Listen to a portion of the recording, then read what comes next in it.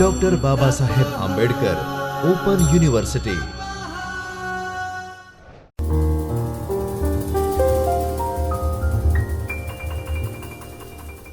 નમસ્કાર મિત્રો, doctor Baba Saheb Ambedkar open યુનિવર્સિટીના ચૈતન્ય સ્ટુડિયોમાંથી ભારતીય જ્ઞાન પરંપરા વિભાગ વતી હું વિવેક સાખી આપ સૌનું સ્વાગત કરું છું.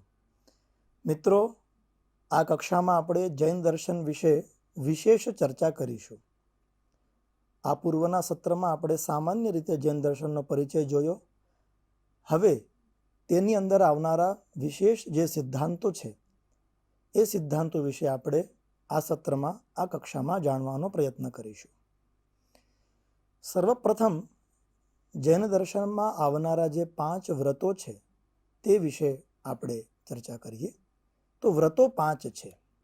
અહિંસા એટલે કે પ્રમાદને લીધે અજાણતા પણ ચર અને સ્થાવરના પ્રાણનો ઉચ્છેદ ન કરવો, તે અહિંસા વ્રત છે. એટલે કે કોઈ પણ જીવની મન, વચન અને કાયાથી હિંસા કરવી નહીં, કરાવવી નહીં, અને કોઈ કરતું હોય તો તેને અનુમોદન પણ આપવું નહીં. ત્યારબાદ દ્વિતીય વ્રત છે જેને સુનૃત કહેવાય છે. તેને આપણે સત્ય પણ કહી શકીએ. તો સુનૃત વ્રતની અંદર પ્રિયકર, પથ્ય અને સત્ય વચન તે સુનૃત વ્રત કહેવાય છે. જે અપ્રિય હોય, અહિતકર હોય, તે તથ્ય હોય તો પણ તથ્ય નથી. એટલે કોઈ પણ સંજોગોમાં અસત્ય બોલવું તો નહીં, બોલાવવું પણ નહીં, અને એમાં અનુમોદન પણ આપવું નહીં. તેવી જ રીતે તૃતીય વ્રત છે અસ્તેય વ્રત. નહીં આપેલું ન લેવું તે અસ્તેય વ્રત કહેવાય છે. અર્થ એટલે કે ધન તે મનુષ્યનો બાહ્ય પ્રાણ છે. તેનું હરણ કરનાર તેમની હત્યા જ કરે છે. એટલે નાની કે મોટી કોઈ ચોરી કરવી નહીં, કરાવવી નહીં, અને તેમાં કોઈ પ્રકારનું અનુમોદન પણ આપવું નહીં. તેવી રીતે ચતુર્થ વ્રત જે ગણવામાં આવે છે તે છે બ્રહ્મચર્ય વ્રત. દિવ્ય અને ઔદરિક કામો, વિષયોપભોગોનો કૃત, અનુમત તથા કારિત એ ત્રણેય રીતે મન, વાણી અને કાયાથી ત્યાગ કરવો. તે આમ તો 18 પ્રકારનું છે, તો તેને બ્રહ્મચર્ય કહેવાય છે. ત્યારબાદ પાંચમો જે વ્રત છે તે છે અપરિગ્રહ. સર્વ વસ્તુઓ પ્રત્યે મૂર્છા એટલે કે ઈચ્છાનો ત્યાગ તે અપરિગ્રહ વ્રત કહેવાય છે. ઈચ્છાથી અસત પદાર્થો વિશે પણ ચિત્તમાં વિકાર થાય છે. અહીં પરિગ્રહનો ત્યાગ અપેક્ષિત છે. એટલે કે વસ્તુ રાખવી નહીં, રખાવવી નહીં, અને એ પ્રકારનું કોઈ પણ અનુમોદન પણ આપવું નહીં.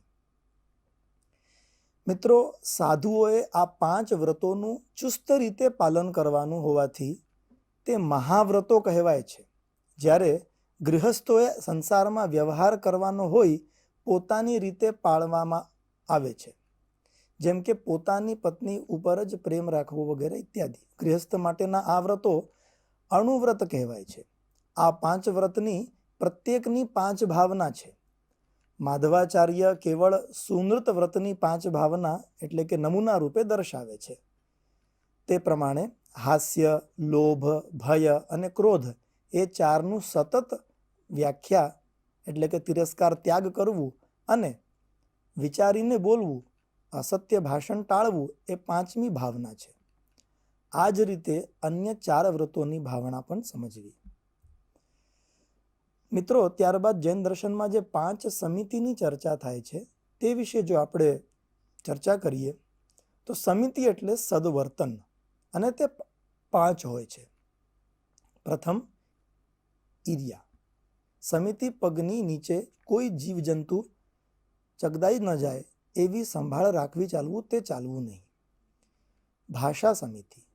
કોમળ, હિતકારી, મધુર અને ધર્મયુક્ત, સત્ય અને ન્યાયને અનુસરતું વચન બોલવું. અસત્ય, કપટ, અભિમાન પ્રેરે તેવું ન બોલવું. ત્યારબાદ એષણા સમિતિ. એષણા એટલે માગવું અને તેની સાથે જોડાયેલ શોધવું, લેવું, ભોગવવું. સાધુએ ભિક્ષા પણ એવી રીતે માગવી કે તેમાં કોઈ દોષ ના આવે. ત્યારબાદ આદાન નિક્ષેપણ સમિતિ, યોગ્ય અને વ્યવસ્થિત રીતે ચીજ વસ્તુઓ મૂકવી. ત્યારબાદ પ્રતિષ્ઠાપના સમિતિ, કફમૂત્રાદિ શરીરના મેલનું એવી રીતે વિસર્જન કરવું કે તેમાં કોઈ પ્રકારનું પાપ ન થાય.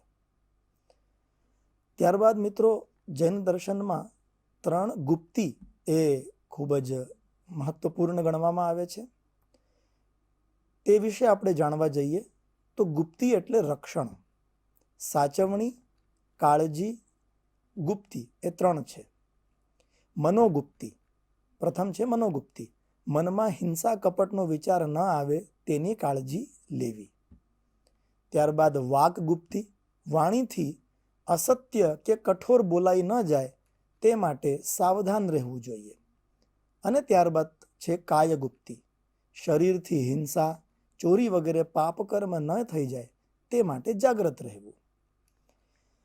તો આવી રીતે 3 ગુપ્તીઓ જે જૈન દર્શનમાં બતાવવામાં આવેલ છે, તેની સાથે સાથે 4 પ્રકારની ભાવના પણ બતાવવામાં આવી છે. તે કેવી રીતે છે? તો સર્વપ્રથમ છે મૈત્રી. પ્રાણી માત્ર પ્રત્યે મિત્રતાનો ભાવ અને ક્ષમાભાવ રાખવો તેને મૈત્રી કહેવાય છે, જે પ્રથમ ભાવના છે. ત્યારબાદ દ્વિતીય ભાવના પ્રમોદ, પોતાનાથી જે ચઢિયાતો હોય તેમની પ્રશંસા, સ્તુતિ, સેવા કરી આનંદ પામવો, એમનાથી ઈર્ષ્યાનો ભાવ ન રાખવો અને એમની પ્રશંસા કરીને આનંદ અને પ્રસન્નતાને પામવું જોઈએ, એ દ્વિતીય ભાવના. ત્યારબાદ તૃતીય ભાવના છે કરુણા, જેને કારુણ્ય કહી શકાય. દીન અને દુઃખી જીવો પ્રત્યે લાગણી રાખવી, ઉપદેશ વગેરેથી એમને સુખ શાંતિ મળે તેમ કરવું. ત્યારબાદ ચતુર્થ ભાવના છે મધ્યસ્થ ભાવના. જેઓ અજ્ઞાની અને જડ છે, ઉપદેશ ગ્રહણ કરી શકે તેમ નથી, તેમના પ્રત્યે ક્રોધ, તિરસ્કાર કે દુર્ભાવ ન લાવતા તેમની સામાન્ય રીતે ઉપેક્ષા કરવી, અર્થાત એક રીતે તટસ્થ રહેવું. તો જૈન ધર્મમાં આ 4 સામાન્ય ભાવનાઓ છે.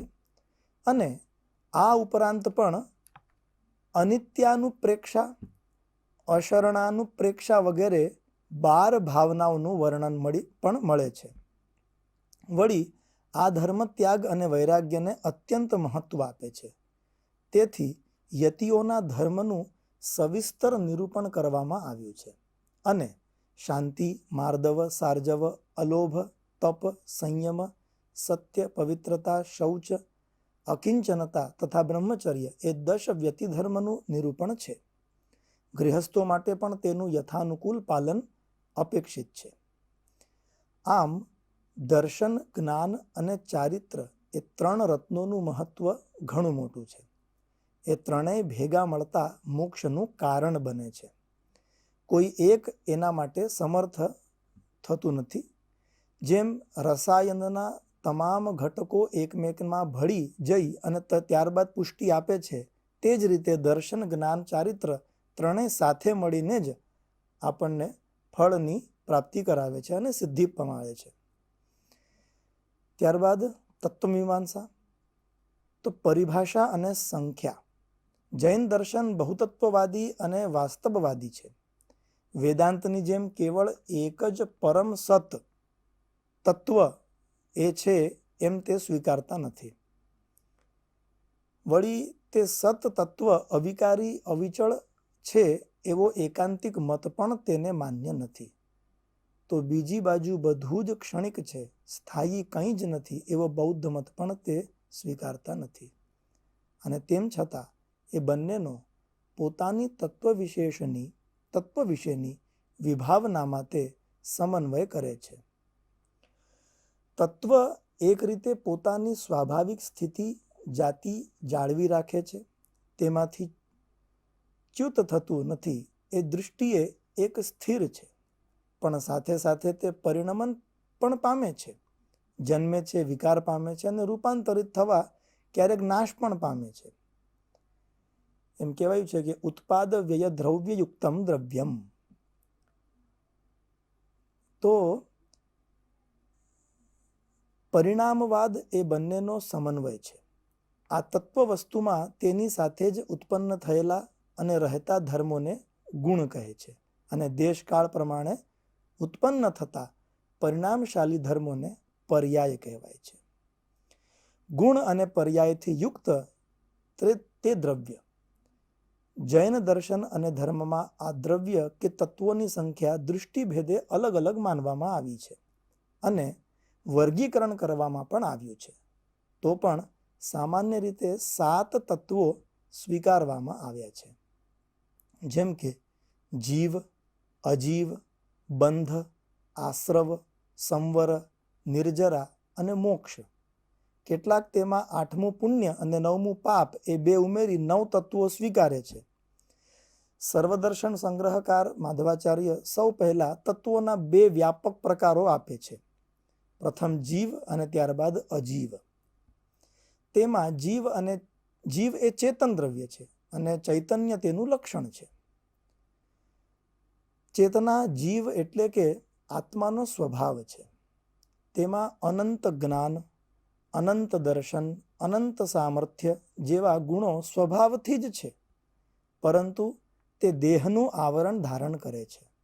તેથી તેનું પરિણામ દેહ જેટલું બને છે. આમ તે વિભુ કે અણુ નહીં પણ મધ્યમ પરિણામવાળો છે એવું સિદ્ધ થાય છે. દીપકના પ્રકાશની જેમ તે દેહની સીમા અનુસાર સંકોચ વિકાર છે અને તે અર્થમાં તે પરિણમનશીલ હોય વિકારી છે. દેહના જન્મ મરણ પુનર્જન્મ થયા કરે છે, તે સાથે આત્માના પણ અવસ્થાંતરો થતા જ હોય છે. એનો આમ સંતાન એટલે કે પ્રવાહ ચાલે છે. તેની સાથે સાથે કર્મોનો પ્રવાહ પણ છે અને આ કર્મો આત્મામાં અનુપ્રવેશ કરી એને આવરણમાં ઢાંકે છે. તેને જ બંધ કે બંધન કહેવાય છે. જીવ એ રીતે શુભાશુભ કર્મ કરતા અને ફળનો ભોગતા છે. જીવ અનંત છે. કર્મ પ્રેરિત સંસાર ચક્રમાં દુઃખાદિ અનુભવતો તે જ્યારે રત્નત્રયના સેવનથી કર્મના બંધનથી નિશેષપણે મુક્ત થાય ત્યારે મોક્ષ પામે છે. મિત્રો, સર્વદર્શન સંગ્રહ પ્રમાણે જીવ એ ચિત્ત છે, અજીવ તે અચિત છે. અર્થાત જીવ બોધાત્મક છે અને અજીવ અબોધાત્મક છે. બોધ એટલે કે જ્ઞાન જીવનું એક વિશેષ ચિહ્ન છે અને તે છે ઉપયોગ. ઉપયોગ એ જૈનોનો પારિભાષિક એક શબ્દ છે. બૃહદ્રવ્ય સંગ્રહ કહે છે કે વિવક્ષિત પદાર્થને વ્યાપ્ત કરનાર પદાર્થનું ગ્રહણ કરનાર જે વ્યાપાર છે તેને ઉપયોગ કહેવાય છે. ઉપયોગ એ છે કે જેનાથી કોઈ વસ્તુનું જ્ઞાન મેળવાય છે. ચિત્તના સ્વાભાવિક રૂપનો અને એના પરિણામનો તથા સ્વયં જીવાત્માના સ્વરૂપનો બોધ થાય છે. જ્ઞાન અને દર્શન એ તેના 2 રૂપો છે. સંક્ષેપમાં ઉપયોગ એટલે ક્રિયારત થયેલ ચૈતન્ય, ચેતનાનો વ્યાપાર. આ ઉપયોગથી વિવેક પ્રગટે છે અને તેનાથી આત્મા જે ઉપાદેય ગ્રહણ યોગ્ય છે તેનું ગ્રહણ કરે છે અને રાગાદિ હેય દોષો જે હોય તેનો ત્યાગ કરે છે. મિત્રો, કર્મના સંદર્ભમાં આત્માની 5 અવસ્થા છે. તેને ભાવ કહે છે. તે 5 અવસ્થા આ પ્રકારે છે. ઔપશમિક એટલે કે ઉપશમ એટલે થોડા સમય માટે શમી જવું. જેમ ફટકડી નાખવાથી પાણીમાં રહેલ કાદવ થોડીવાર માટે તળિયે બેસી જાય છે, તેમ આત્મામાં કર્મનો અમુક સમય માટે ઉપશમ થાય છે. આ ભાવ તે ઔપશમિક ભાવ છે. દ્વિતીય ક્ષાયિક. જેમ કાચના વાસણમાં કે વાદળમાં રહેલા જળમાં કાદવ અશુદ્ધિનો સંપૂર્ણ ક્ષય કે અભાવ હોય છે, તેમ આત્મામાં કર્મનો આત્યંતિક અભાવ અર્થાત પ્રધ્વંસા ભાવ ત્રૈકાલિક અભાવ નહીં, તે ક્ષય કહેવાય છે અને આ ભાવને ક્ષાયિક કહે છે. ક્ષાયોપશમિક એટલે કે ઉપક્ષય અને ક્ષયના મિશ્રણવાળો જે ભાવ છે તે. જેમ કૂવાના જળમાં અશુદ્ધિનો ક્યાંક ઉપશમ તો ક્યાંક ક્ષય હોય છે, તેમ આત્મામાં કર્મની આવી મિશ્ર અવસ્થાને ક્ષાયોપશમિક ભાવ કહેવાય છે. ત્યારબાદ ઔદયિક એટલે જે ઉદય પામવાની શરૂઆત કરી રહ્યો છે. જેમ પાણીમાં નીચેથી કાદવ ઉપર ઉઠવા લાગે તેમ આત્માને કર્મફળની પ્રાપ્તિ મળવાનો આરંભ થવા લાગે ત્યારે તે ઔદયિક ભાવ છે એવું કહેવાય છે. અને પાંચમું, પારિણામિક. આ એવી અવસ્થા છે કે અંતે આત્મામાં સ્વાભાવિક એવો ચેતનાનો ભાવ જ રહે છે. ઉપશમ ક્ષય ત્યાં હોતા જ નથી. ઉપશમ વગેરે નૈમિત્તિક છે, તે વિશિષ્ટ અવસ્થાઓ છે. તેમાં કર્મના ઉપશમ ક્ષયાદિની અપેક્ષા રહે છે. એ રીતે આ અવસ્થાઓ એક રીતે કહીએ તો પર્યાયો જીવના સ્વરૂપના સંદર્ભે છે, પણ કેવળ જીવનો જ અવસ્થાઓનો નહીં, વિચાર કરવામાં આવે ત્યારે તેમને ભાવ કહે છે. મિત્રો, આ ભાવો યથાસંભવ ભવ્ય કે અભવ્ય જીવનું સ્વરૂપ છે. એટલે કે જીવોના બે પ્રકાર છે, ભવ્ય અને અભવ્ય. સમ્યક દર્શનથી યુક્ત અને મોક્ષની ઈચ્છાવાળા જીવો ભવ્ય કહેવાય છે, અને એ લક્ષણોના અભાવવાળા જે જીવ છે તેમને અભવ્ય જીવો કહેવાય છે. તેમનો કદી મોક્ષ થશે નહીં એમ જૈન દર્શનનો એક મત છે. એક અન્ય દૃષ્ટિએ જીવો બે પ્રકારના છે, સંસારી અને મુક્ત. મુક્ત જીવો જન્મ વગેરે કલેશોથી રહિત અનંત દર્શન, અનંત જ્ઞાન, અનંત વીર્ય, અનંત આનંદવાળા હોય છે. ત્યારે એક ભવ જન્મથી બીજા ભવમાં સંસરણ કરતા જીવો એ સંસારી જીવો ગણાય છે. એના પણ બે પ્રકાર છે, સમનસ્ક અને અમનસ્ક. શિક્ષા બીજાએ આપેલ ઉપદેશ, ક્રિયા, વાર્તાલાપ વગેરેનું ગ્રહણ કરવું તે સંજ્ઞા છે. અર્થાત ગુણદોષ વિચારવાની શક્તિ તે સંજ્ઞા છે. તે જેનામાં હોય તે સંજ્ઞી કે સમનસ્ક કહેવાય છે. દેવો, મનુષ્યો અને ગંધર્વો સમનસ્ક છે. પશુ પક્ષીઓમાં કેટલાક સંજ્ઞી કહેવાય છે, જેમ કે હાથી, પોપટ વગેરે. જેમનામાં સંજ્ઞાનો અભાવ છે તે અમનસ્ક કહેવાય છે. સમનસ્કના બે પ્રકાર છે, ત્રસ અને સ્થાવર. ત્રસના પાછા 4 પ્રકાર છે, 2 ઇન્દ્રિયવાળા, શંખ, શુક્તિ, કૃમિ વગેરે. 3 ઇન્દ્રિયવાળા, કીડી, જૂ વગેરે. 4 ઇન્દ્રિયવાળા, મચ્છર, ભ્રમર વગેરે. અને 5 ઇન્દ્રિયવાળા મનુષ્ય, પશુ, પક્ષી ઇત્યાદિ. પૃથ્વી, જલ, તેજ, અગ્નિ, વાયુ અને વનસ્પતિ એમને સ્થાવર કહેવાય છે. તે બધા સ્થાવર છે. અહીં શ્રી અભ્યંકર એવી સ્પષ્ટતા કરે છે કે ત્રસ એટલે ગતિશીલ અને સ્થાવર એટલે સ્થિતિશીલ એવો અર્થ નથી. સામાન્ય રીતે એવો અર્થ આપણે જોતા હોઈએ છીએ, પણ અહીંયા એવો અર્થ નથી. પરંતુ ત્રસ અને સ્થાવર એ કર્મ વિશેષના નામ છે. શુભ અને અશુભ એમ મિશ્ર કર્મ તે ત્રસ, પ્રાયઃ અશુભ કર્મ તે સ્થાવર. 3 કર્મના ઉદયને વશ હોય તે જીવ ત્રસ છે. સ્થાવર કર્મના ઉદયને વશ હોય તે જીવ સ્થાવર છે. સ્થાવર જીવ માત્ર એક સ્પર્શેન્દ્રિયવાળા હોય છે. તો મિત્રો, આ સત્રની અંદર આપણે જૈન દર્શનની કેટલીક વિશિષ્ટ બાબતો પર ચર્ચા કરી. આવતા સત્રમાં ફરી નવા વિષય પર આપણે ચર્ચા કરીશું. ત્યાર સુધી આપ સૌનો ધન્યવાદ. નમસ્કાર. स्वाध्यायः परः